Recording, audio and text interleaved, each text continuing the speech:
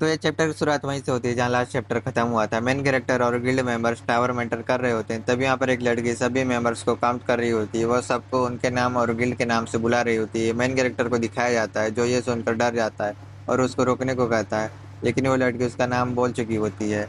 उसके गिल्ड का नाम स्वीट पिंक एंजल होता है। ये सुनकर वहाँ पर सभी लोग हंस रहे होते हैं। फिर सीन पास्ट का दिखाया जाता है, जहाँ मेन कैरेक्टर डॉक्टर के गिल्ड में जाने के लिए आया हुआ होता है।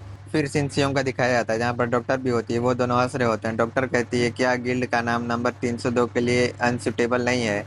और सियोंग कहता है, इसलिए मैं कल से उसका कॉल इग्नोर कर रहा हूँ। और सीन वापस प्रेजेंट में आ जाता है, जहाँ वो यंग मास्टर मेन कैरेक्टर का और भी मजाक बना रहा होता है।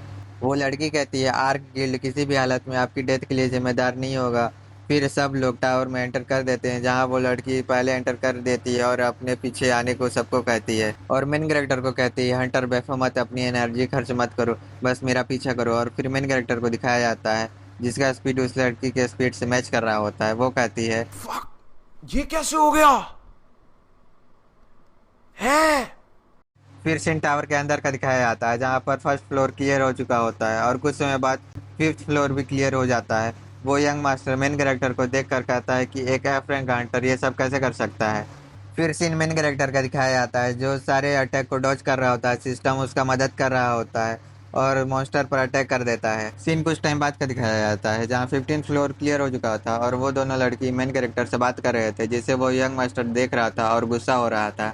वो यंग मास्टर जल्दी से अगले फ्लोर पर चलने को कह रहा था। वो लड़की कहती है, हम सब थके हुए हैं, इसलिए अगले फ्लोर पर जाने से पहले थोड़ा रिग्रुप करते हैं।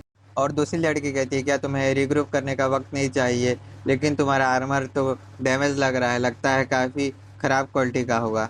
वो यंग मास्टर कहता है, क्या कह रही हो? ये आर्मर बॉस लेवल के मॉन्स्टर के कोर से बना है। वो लड़की कहती है, तो इसका मतलब ये है कि इस एफ रैंक के हंटर का स्ट्रेंथ एक बॉस लेवल के बराबर हो गया है। फिर से नेक्स्ट फ्लोर का दिखाया जाता है, जहाँ पर वो लड़की फाइट कर रही होती है और सभी मॉन्स्टर को इजीली मार रही होती है। और ऐसी टाइम बीत रहा होता है, सभी मेंबर्स मॉन्स्टर को मार रहे होते हैं और फ्लोर क्लियर कर रहे होते हैं। फिर से 49th फ्लोर क्लियर होने के बाद का दिखाया जाता है, जहाँ पर सभी मेंबर्स थके हुए होते हैं। वो यंग मास्टर उस लड़की को कहता है, तुम इतना क्यों थकी हुई हो? अभी ये बस 49th फ्लोर है। और उसकी खुद की हालत खराब होती है। वो मन में कहता है, कोई हमको अस्पताल पहुंचा दो भैया, बहुत दर्द हो रहा है भैया भैया। वो लड़की कहती है, जब तुम ऐसा दिख रहे हो तो तुम्हें ऐसा कहना इफेक्टिव नहीं होता, समझे यंग मास्टर? फिर मेन कैरेक्टर को दिखाया जाता है, वो बिल्कुल थका हुआ नहीं होता और वो उस लड़की को देख रहा होता है। वो कहती है, आमतौर पर ये बॉस रूम होता है, लेकिन यहाँ पर ये है तो शायद ये एक मिनी बॉस हो सकता है। वो मेन कैरेक्टर को कहती है, मुझे लगता है तुम्हें काफ़ी एक्सपीरियंस मिला है इस टावर में। मैं सोचती थी तुम पैसा देकर इस टावर में एंटर किए हो, लेकिन मैं गलत थी। मेन कैरेक्टर कहता है, तुम्हें मेरे बारे में क्या पता है? तभी वहाँ पर एक और लड़की आ जाती है, वो दोनों को रोक देती है और कहती है, अगर वहाँ पर एक मिनी बॉस होगा तो शायद उन मॉन्स्टर से अलग होगा जिसे हमने अब तक देखा है। ये किसी तरह की बात नहीं है, बल्कि एडवाइस है। मैंने पहले भी कहा था कि हंटर अपनी लाइफ के लिए खुद ही रिस्पॉन्सिबल होते हैं, लेकिन मैं नहीं चाहती कि मेरे मेंबर्स मारे जाएं।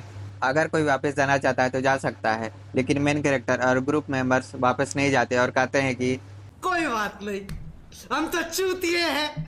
और सब नेक्स्ट फ्लोर में एंटर करते हैं। वो एक चेस की तरह होता है। तभी वहाँ पर एक स्टोन स्टेचू मूव करता है और एक मॉन्स्टर कहाँ दिखाया जाता है।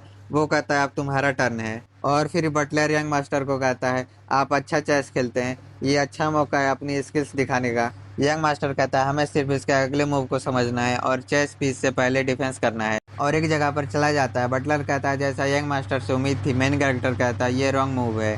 और उस यंग मास्टर के ऊपर चेस का पीस गिर रहा होता है, लेकिन बटलर उसको बचा लेता है, लेकिन खुद मारा जाता है। ये देखकर सारे टीम मेंबर्स डर जाते हैं।